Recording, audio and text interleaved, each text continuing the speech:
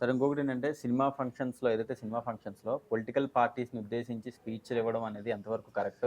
రీసెంట్‌గా 'లైలా' సినిమా ఈవెంట్‌లో మన 'పృథ్వీరాజ్' గారు చేసిన చాలా కమెంట్స్ ఎంతవరకు ఇది కరెక్ట్? నేను ఎప్పుడు ఎన్నికలప్పుడు రాజకీయాల్లోకి ఇక్కడ సినిమా వాళ్ళలో ఒక పార్టీని అభిమానించేవాళ్ళు ఇంకో పార్టీని వివిధ పార్టీలకి వివిధ సానుభూతి పనులు వెళ్తారు వస్తారు. ఎలక్షన్ అయిపోయినాక సినిమా వేరు, రాజకీయం వేరు. సినిమా అనేది ఇది ఒక ప్రక్రియ. దీనికి దానికి పొంతన లేదు. సినిమా అనేది నిరంతరం ప్రేక్షకుల మనోభావాల్ని అధ్యయనం చేస్తూ, ప్రేక్షకుల ఇంట్రెస్ట్‌ని అధ్యయనం చేస్తూ, ఆ ప్రేక్షకులకు ఏం కావాలి, ప్రేక్షకులను ఏమి ఇస్తే మనం మెప్పించగలం, ప్రేక్షకులకి ఎలా మెప్పిస్తే మనం పెట్టుబడి మనకు వెనకొస్తుంది. ఈ నిరంతర ప్రక్రియలో ఈ పోరాటం, ఈ సినిమా అది రాజకీయం అనేది ఎన్నికలైనాక రాజకీయం అనేది ప్రజలకు ఇచ్చిన వాగ్దానాలని ఎట్లా మభ్యపెట్టాలి, ఆ వాగ్దానాలు నెరవేర్చకపోయినా ప్రజల్ని ఎలా నమ్మించాలి, ప్రజల్ని మనం ఖర్చు పెట్టి డబ్బు మళ్ళీ ఎలా రాబట్టాలి, అది వాళ్ళ ప్రక్రియ. సో మనకి దానికి పొంతం లేదు. రాజకీయాలు వేరు. రాజకీయాలు రాజకీయ వేదికల వలన వెళ్ళి బాగండి ఏమి ఇష్టం వచ్చేది మాట్లాడుకోండి. రాజకీయాలు మీరు తిడతారు, తిట్టించుకుంటారు, వాళ్ళు తిడతారు, అది వేస్ట్. సినిమా వేదికని సినిమా వేదికగా ఉండాలి. ఇవాళ మన బుద్ధి జ్ఞానం లేకుండా అనాలోచితంగా ఒక అధిక ప్రసంగతోటి నోటి దూలతోటి మాట్లాడిన మాటల వల్ల ఎవరు నష్టపోయారు? అతను మాట్లాడాడు, ఎవరికి నష్టం జరిగింది? ప్రొడ్యూసర్కి, డిస్ట్రిబ్యూటర్కి, ఎగ్జిబిటర్కి, హీరోకి, ఇంతమందికి నష్టం. తనకేముంది, నోటి దూల వాగాడు, అయిపోయింది. మళ్ళీ తర్వాత 3 రోజుల తర్వాత క్షమాపణ చెప్పాడు. ఈ లోపల 1,00,000 నెగిటివ్ వెళ్ళిపోయింది కదా, 1,00,000 బాయ్కాట్ అని వెళ్ళిపోయింది కదా. ఈ వృద్ధి లాంటి వాళ్ళు వాళ్ళకి అన్నం పెట్టింది సినిమా ఫీల్డ్కి ద్రోహం చేసే పనులు. సినిమా ఫీల్డ్ ఒక సినిమా ఆయన అంటే ఆ ఆవేశంతో లేదా అనాలోచితంగా అన్నారు.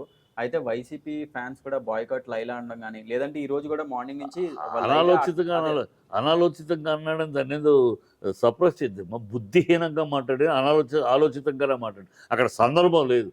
అక్కడ ఏమన్నా రాజకీయ సంబంధం ఉందా? ఆ సినిమా లేదు. లేకుండా మాట్లాడాడంటే కావాలని ఏదో పెద్ద పుడింగిలాగా, తను ఒక రాజకీయ నాయకుడిలాగా, వీళ్ళంతా రాజకీయ నాయకులు, వీళ్ళు కరివేపాకులు, వీళ్ళ స్థాయి వీళ్ళు వస్తే జనాలు వస్తారు కనుక వీళ్ళని పెంచుకుంటే వీళ్ళ వల్ల ఒక 2 ఓట్లు రావు. వీళ్ళు కరివేపాకులు రాజకీయాల్లో. వీళ్ళు రాజకీయ వేదికల మీద వాక్కోటి ఏదో ఒకటి కాకా పట్టుకునే మాటలు ఏమైనా మాట్లాడచ్చు. సినిమా వేదిక ఒక సినిమాని నాశనం చేసి 250 కుటుంబాలు బతుకుతాయి ఒక సినిమాతో. అది నీకు అన్నం పెట్టింది సినిమా కదా, నువ్వు తింటున్న అన్నం సినిమా పెట్టే భిక్ష కదా. ఆ సినిమాని నాశనం చేయడానికి ఎవరి సినిమా అయినా సినిమా అనేది మనది, మన కుటుంబం. మనం ఒకళ్ళు నాశనం చేయడానికి బుద్ధి జ్ఞానం ఉండదా?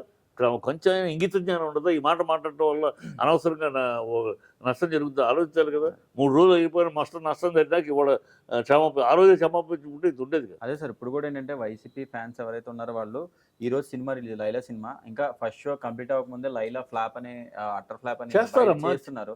అది రాజకీయ పార్టీలు చేయడం ఎంతవరకు కరెక్ట్ అంటారు? ఎంతవరకు నన్ను తిడతావు, నేను చేయకూడదు అంటే నువ్వు నన్ను అనవసరంగా విమర్శిస్తావు, నన్ను అనవసరంగా నా జోలికి వస్తావు, నా పుట్లో వేలు పెడతావు, మళ్ళీ నన్ను కాటేద్దంటే నీకు బుద్ధి జ్ఞానం ఉండాలి.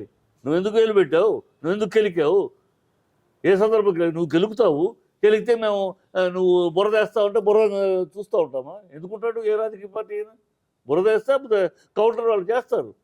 అది ఎంతవరకు న్యాయం అంటే న్యాయం. నువ్వు తిట్టడం నువ్వు అనవసరంగా కమెంట్ చేసి అనవసరంగా వాగుడు, నీ పిచ్చి వాగుడికి ఎంతవరకు న్యాయం? నీ వాగుడికి సమాధానం అది అంతే. Okay sir, thank you so much.